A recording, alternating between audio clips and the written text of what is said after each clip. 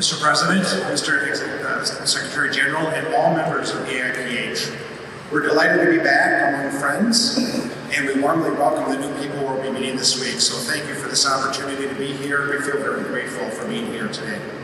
We're here to present our application that we're assembling, and we'll be covering a couple of things today. We'll be covering an overview of the site development, and we're going to dive deep into the theme today. Our theme is human nature, and we'll explore that theme in a little bit more detail as we go through.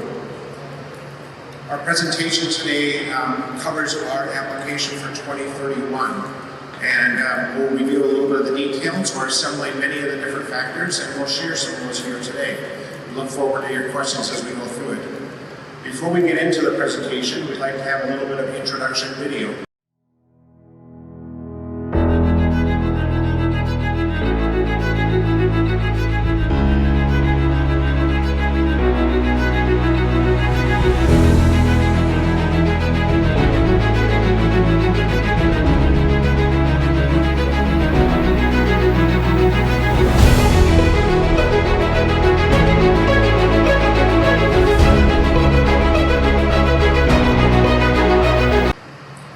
We're here today just to bring a little taste of Minnesota, to bring a little bit of where Minnesota is on this map of North America. We're located in the middle of the country.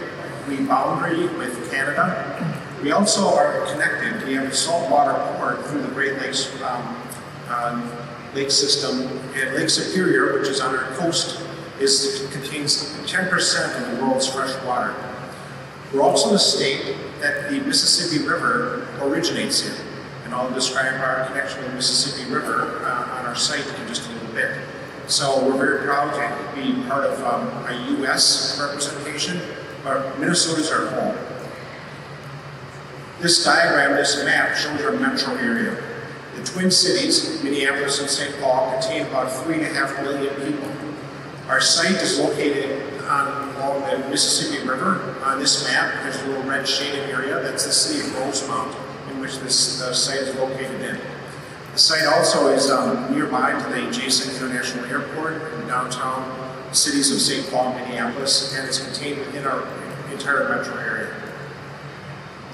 This is an enlargement of a site along the Mississippi River that hugs a site that Dakota County, our partner on this exploration of our expo, contains a 600-hectare regional park system. And the park system is a wonderful connection to nature and exists right now. And at this site, at this time, our site is a privately owned site being offered for sale. Dakota County, our site partner, is interested in purchasing some of the land, basically the land identified in the site map, and then we would occupy the other portions of the site. Our site shown in this image is about 91 hectares, and contains a number of features. And I'll get into some of the details of the site now. So our site plan, at its core, contains a visitor and entry experience, and that's where pavilions such as the AIPH Pavilion, the US Pavilion, the American Fort Pavilion would all be contained. And it's a way to welcome visitors in, have them experience the site in a very easy way, and that's where National Day parades and other events will take place. We have divided the site along its north side, or along the top, for international gardens. And we'll display a little bit of that through some images in development. Along the south side of the site, we have domestic gardens, and they contain opportunities for organizations and domestic sponsors to be part of the expo. And we also have centered it along a small lake. It's very consistent with what Minnesota is. The lake can take several forms. I'll show examples of some rain gardens and how we develop the aquatic species along the lake as well. We have a couple little tidbits in there as well. We have a telescope to acknowledge the summer solstice and the fall equinox, because those two events will occur during our expo time itself. They become very connected, and our notion of human nature and our connection back to nature is really centered on that seasonality. Our expo will be able to showcase the spring growing season, the full summer bloom, and just at the tail side of our expo will be the kind of turning of the leaves, the colors that are really abundant and vibrant in Minnesota in the fall. We also have an amphitheater and also opportunities at each of the different places for performances and showcasing those ideas. Off on the far left of the screen, on the west side of the site, we have developed a 25-hectare solar garden. And we believe that that will be enough power to power and make the whole expo site the first net zero energy expo of its kind.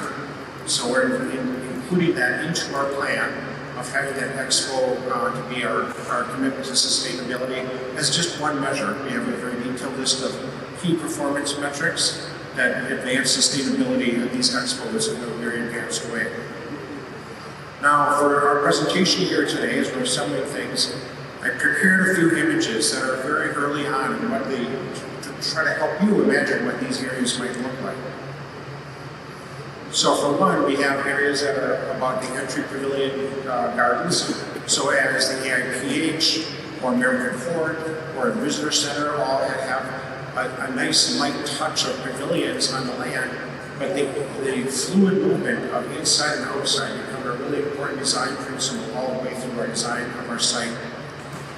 On the international gardens, each international cluster of about 20 different countries would also have an interpretive center, would have a stage and performance area, an opportunity for an outdoor food market, and other opportunities that are inside these areas for the international gardens.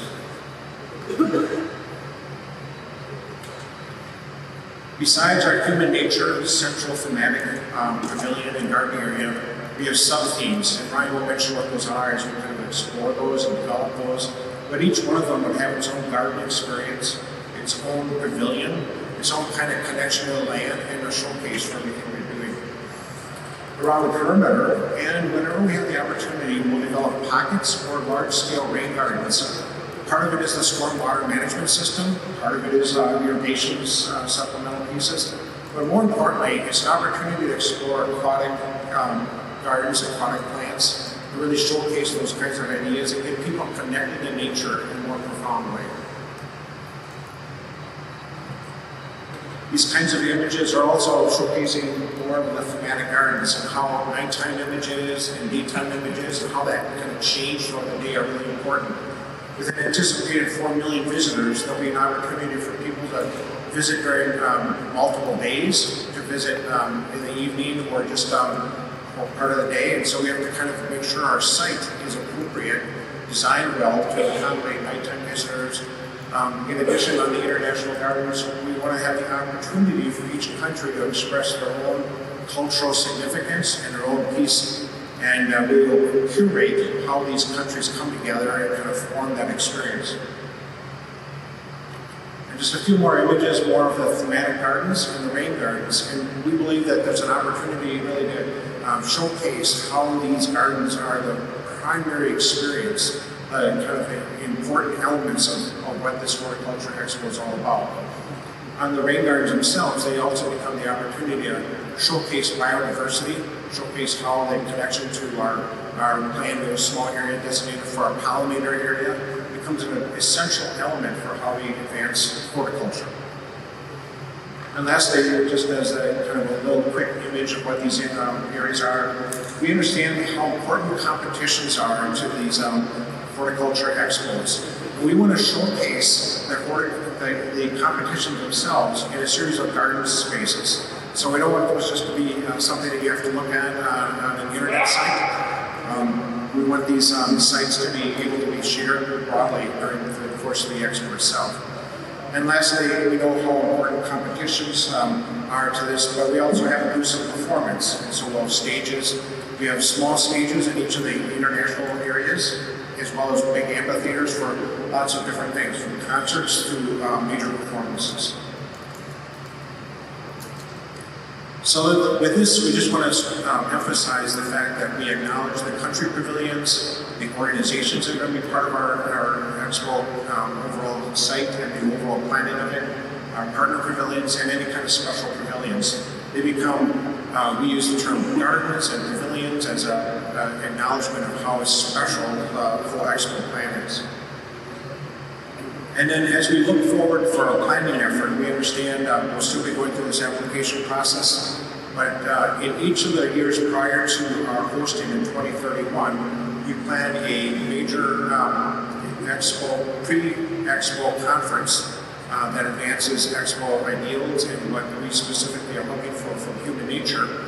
And then as we plan out our event itself, there's a couple of things that we're planning on a legacy piece. One is, and I shared this with a few of the members last night, we would ideally love to have a Rose Bowl parade float for Expo 2031. We think it'd be a great extension of what AIPH means, and a lot of people would now experience horticulture expos as part of that. We'd also like to package up and have a road show around North America after 2031, and have the botanical gardens in different cities and different places to also experience the expo, not just on our single site, but throughout.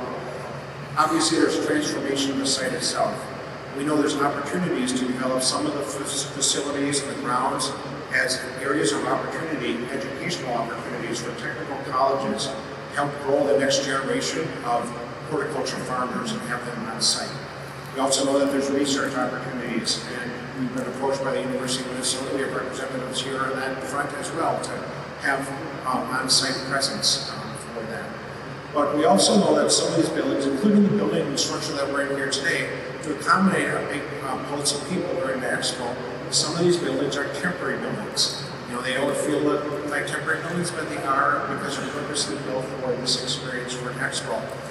And we envision making buildings to be easily demounted and redeployed in other community forces throughout our state, and connecting that all with the community. With that, we're going to go a little bit deeper into our theme. Good afternoon. Thank you so much for having us today. We're so grateful and honored to be here. And I'm really excited to dive into what does this human nature component of our theme mean? How are we going to connect people and get them excited to come and engage with us, not just during the expo, but long after as well? And we think about how our industry talks to consumers, really the drivers of our industry ultimately. It's about meeting them where they are and helping them engage with us in a way that they get excited. Because ultimately that drives the innovation and excitement around our industry. So as we look at human nature and what that means, it looks at where we are today in American horticulture, in global horticulture, and where we go in the future. It looks at sustainability. It looks at our connection to agriculture and food crops, to new plant development, and to our global economy. So we're really excited to be able to bring that to life in a way that we in our industry all get excited about, but those that maybe are a little adjacent to our industry or are new to us get excited. In America, during COVID, we had 18 million new people start to buy our product, start to engage with horticulture. And we're seeing in the research that is continuing to grow. Not only did they start buying plants, they didn't drop off. They didn't buy a house plant and then stop. The research is showing that millennials and Gen Z, and probably Gen Alpha right after them, are expecting to spend more money on horticultural products, expand their gardens, and this is a fabulous way for us to engage and entertain and excite them to continue that trend. So we're really, really grateful for that opportunity. And under this broad idea of human nature and that connection of where humanity and nature and horticulture connect, we've developed these sub-themes that talk about what make this Expo 2031 uniquely American. And we're going to dive into a few of them today. We're really excited to share more of that as this application continues. But at the core of this is how does our industry, how has American horticulture gotten to where we are today, celebrating the indigenous people of the United States, the diversity of what America is. We've been known as the melting pot because we have so many different cultures that have come to and thrived and grown America to what we are today. And so being able to celebrate that in conjunction with the native flora of America. We have such a diverse mix from the tropical plants of Hawaii to the prairie lands of the Midwest, where we are in Minnesota, to the Rockies. It's a really interesting way to look at horticulture. So we're really excited to dive into that as well as many other different areas. So I'm going to just talk through a few examples today of what this might look like and take that sort of 2D plan and make it 3D. One of the things that we are really excited about and sometimes known for in the US is our use of media to drive consumers. And to make that come to life and draw people in, again, maybe some of those in the periphery that aren't considering themselves gardeners, but appreciate what we do, this is a way to bring them in. Being able to use social media, whatever that might look like in 7 years, we know that it's going to change a lot, but that will play a really key piece of this. Not only in our PR and media plan, bringing people here in the first place, but then how do we draw them in? So one of the concepts that we've been talking through is filming a TV show, a competition show on site. And for those of you that know Chip and Joanna Gaines, they are a widely popular couple in the United States that have a company called Magnolia. They have not only their own product lines through Target, but they have developed kind of in the line of Oprah, they have their own TV network now. And we've already had some preliminary conversations with the network about hosting a garden design competition show on site so that people can come watch as the show is developed. And then again, sort of to that legacy component, how does it live on? It airs afterwards. So you get that on-site experience, that up close with how a TV show is made, and then get to experience that as it continues in the months and years to come. We're also, again, trying to keep this really rooted in horticulture, as David showed on his slides, that everything that we're doing is trying to keep us in that lane. We don't want this to become something that pulls us away from horticulture. Is really celebrating how America brings plants into our public spaces. Working with our friends at the American Public Gardens Association, who already are showing really great excitement around this, as well as some of the other upcoming expos, being able to bring the American gardens to life there. How do we show that here? Not only in the spaces that David mentioned at the beginning where they get to have their own space, but how do we bring that public horticulture piece throughout?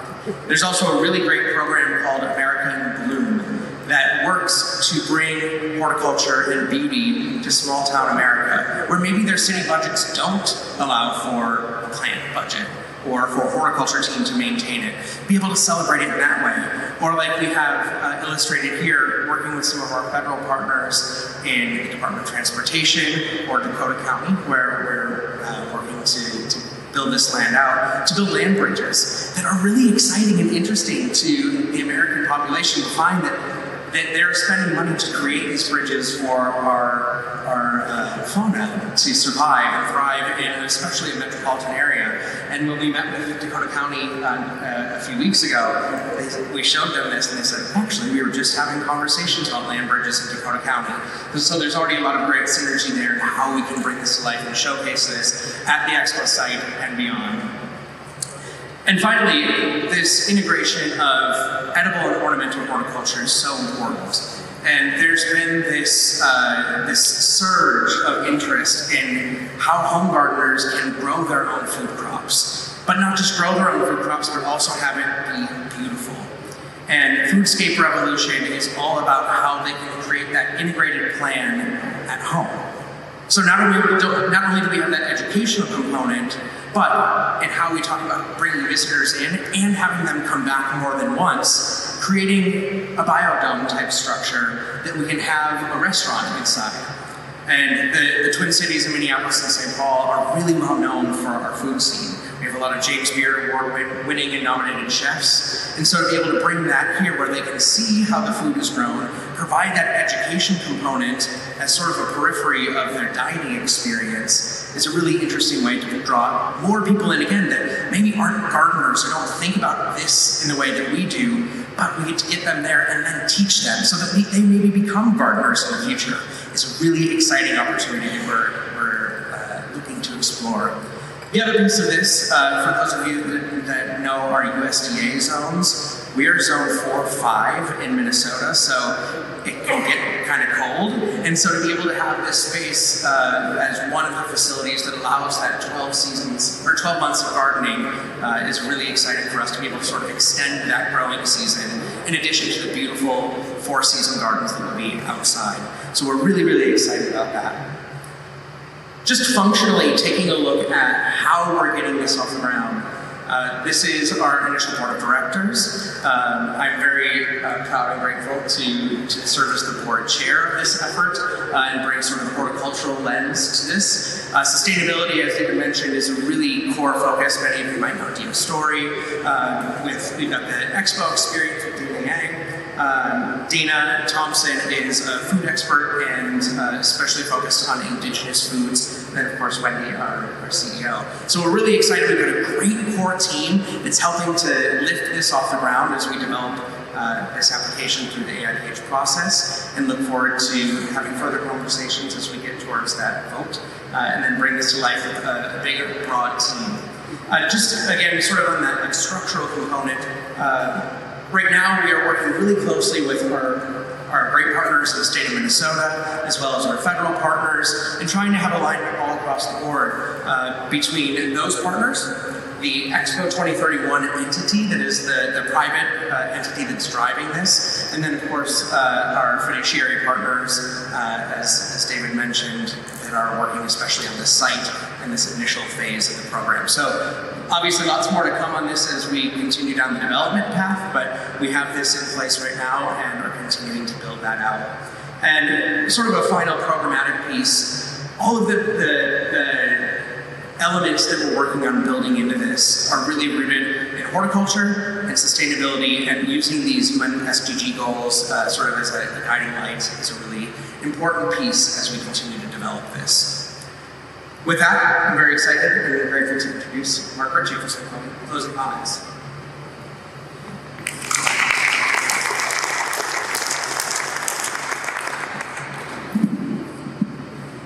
I hope you are excited, as we are, about the program, about the space. But Excellencies, Mr. President, Mr. Secretary General, distinguished guests, I want to get you excited about the people of Minnesota.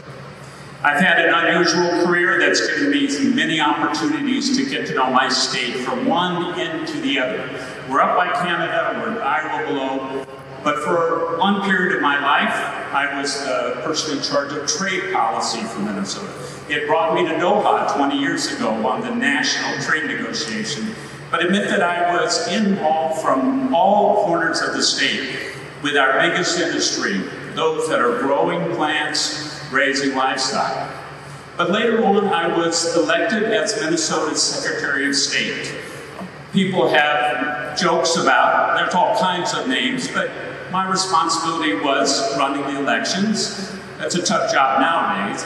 But more importantly, providing business services to every business in the state, big, small, all corners. And it took me to every county, to every city. And in that experience, I began to think about special places in my state of Minnesota. And in my first phone conversation, when Tree had reached out to us and we got on the phone, even then I was thinking, there's one place in Minnesota that would be extra special to do this on the Mississippi River, the perfect kind of land. And I'm going to tell you 3 things about that place, because in fact, that's where we ended up. First, the name of the county is Dakota.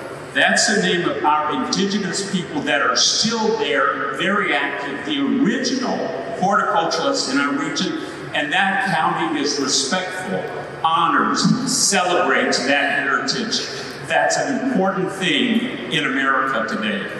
Second, 25 years ago, that county voters voted to raise their taxes to create a pool of money to buy land, habitat, very special and sacred places to protect biodiversity, to protect family farmers, to protect the green land of that county, to keep it balanced, urban, rural, suburban. And with that money, they were able to create that amazing park that David showed you. And they put a buffalo, a bison herd, so that our site not only is on the Mississippi River, but it's there by one of the restored herds of bison with a prairie. The third thing and the final thing is that county has created extraordinary leaders. One of the founders of the United Nations was our youngest governor, but he was from that county. The first person from Minnesota to participate in an expo, 1853, one of the leaders from that county, William Leduc, from a French immigrating family, took wild rice, all the crops, plants, got on a boat, got on a train, went to New York, and had a Minnesota display at the 1853 International Exposition of Industries of All Nations. It got huge reviews. Oh, he also took a buffalo with him on the boat. And he not only gave the state a position of honor, it was honored in the papers and books, but he also noted and wrote to our governor that many people were coming to New York. Wouldn't Minnesota benefit by inviting those people to come out to Minnesota and farm? They had huge signs that said, deepest topsoil in the world. That's sort of true. Perfect weather, we could debate it, but tens of thousands of people came to Minnesota because of his words. And that gave us a state that today is one of the most diverse in the nation. I got a chance to go visit some of the pavilions my first day here. I chose to go to those who had national days, who have many people in Minnesota. Somalia, Liberia, Kuwait, Turkey, Mexico. We have about 400,000 people from those communities in Minnesota. They were so welcoming of me. They remembered, they knew Minnesota, they had cousins or relatives or had gone to school. And they said to me, we want Minnesota to be the place for this expo. Yes, for the program and to promote horticulture, but so the rest of the world could come to know this amazing place that we get to call home. Minnesota, that's a Dakota word, that means blue skies, the land of blue skies. Welcome. You're going to love the people as you come to love our expo. Thank you.